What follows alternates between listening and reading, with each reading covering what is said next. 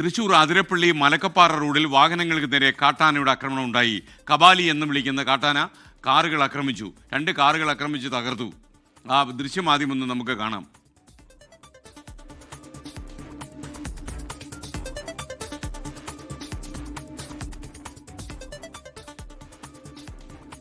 കാട്ടാന ഇറങ്ങിയതിനെ തുടർന്ന് പാതയിൽ ഏറെ നേരമായി ഗതാഗത തടസ്സപ്പെട്ടു.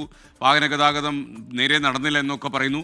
വിഷ്ണു സുരേഷ് ടെലിഫോണിൽ ചേരുന്നു. വിഷ്ണു, ഇപ്പോൾ ഗതാഗതം പൂർണ്ണമായി പുനഃസ്ഥാപിക്കാൻ കഴിഞ്ഞു. എന്താണ് അവസ്ഥ? ഇപ്പോൾ ഈ കബാലി എന്ന കാട്ടാന എവിടെയാണ്? കാട്ടിലേക്ക് കയറിപ്പോയോ?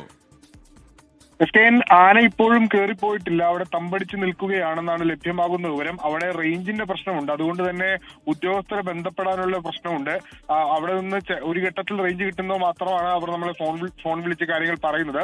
3 വാഹനങ്ങൾ കബാലി തകർത്തിട്ടുണ്ട്. കബാലി മദപ്പാടിലാണെന്ന് നേരത്തെ തന്നെ റിപ്പോർട്ടുകൾ ഉണ്ടായിരുന്നു. നേരത്തെ കഴിഞ്ഞ തവണയും ഇത്തരത്തിൽ വാഹനങ്ങൾ തകർക്കുന്ന ഒരു സാഹചര്യം ഉണ്ടായിരുന്നു. ഇത്തവണയും അത് ആവർത്തിക്കുകയാണ്. ഇപ്പോൾ റോഡിൽ തമ്പടിച്ച് നിൽക്കുന്ന ആനയെ കാട്ടിലേക്ക് കയറ്റാനുള്ള നടപടികൾ ആരംഭിച്ചിട്ടുണ്ട്. ഏറെക്കുറെ അപ്പർ ഷോളയാർ മേഖലയിലാണ് ആന തമ്പടിച്ച് നിൽക്കുന്നതെന്നാണ് മനസ്സിലാക്കുന്നത്. വനം വകുപ്പിന്റെ വാഹനത്തിന് മുൻപിൽ അതായത് ഗതാഗത കുരുക്കുണ്ട്, അതിന് ഏറ്റവും മുൻപിൽ വനം വകുപ്പിന്റെ വാഹനമാണ്. അതിന് മുൻപിലാണ് ആന കുറുകെ നിൽക്കുന്നത്. ഏകദേശം 3 മണിക്കൂർ പിന്നിടുന്നു. കുറച്ച് സമയം കൂടി കാത്തിരുന്ന ശേഷം ആനയെ കാട് കയറ്റാനാകും എന്നാണ് നിലവിൽ വനം വകുപ്പിൽ നിന്ന് ഏറ്റവും അവസാനം ലഭ്യമായ വിവരം. എന്തായാലും ഇപ്പോഴും ആ പ്രതിസന്ധി അവിടെ തുടരുന്നുണ്ട്, ആശങ്ക അവിടെ തുടരുന്നുണ്ട്. മറ്റു വഴികളിലേക്ക്, അതായത് 6 മണിക്ക് ശേഷം അതിരപ്പള്ളി ചെക്ക് പോസ്റ്റ് അടക്കം, അതുകൊണ്ട് അങ്ങോട്ടേക്ക് പോകുന്നതിനും പ്രതിസന്ധിയുണ്ട്. ഇപ്പോൾ വനം വകുപ്പ് തന്നെ കിണഞ്ഞ് പരിശ്രമിക്കുകയാണ് ആനയെ ഈ കാട് കയറ്റാൻ. മദപ്പാടിലായതുകൊണ്ടാണ് ഒരു പ്രശ്നം അവിടെ നിൽക്കുന്നത്.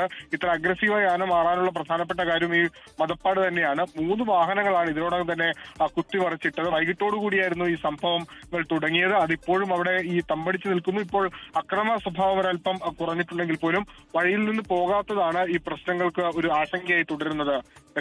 Okay, thank you Vishnu Suresh.